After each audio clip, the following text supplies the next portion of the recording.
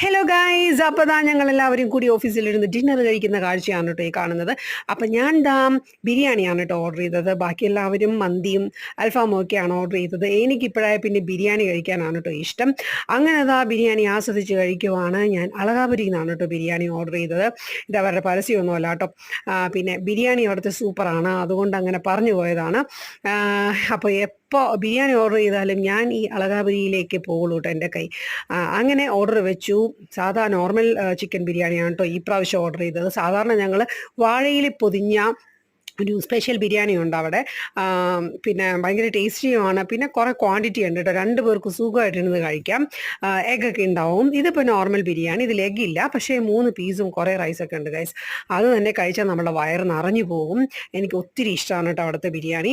അപ്പോൾ അങ്ങനെ ഞങ്ങളെല്ലാവരും കൂടി ആസ്വദിച്ച് ഡിന്നർ കഴിക്കുവാണ്. അപ്പോൾ ഇതൊക്കെയാണ് വിശേഷം.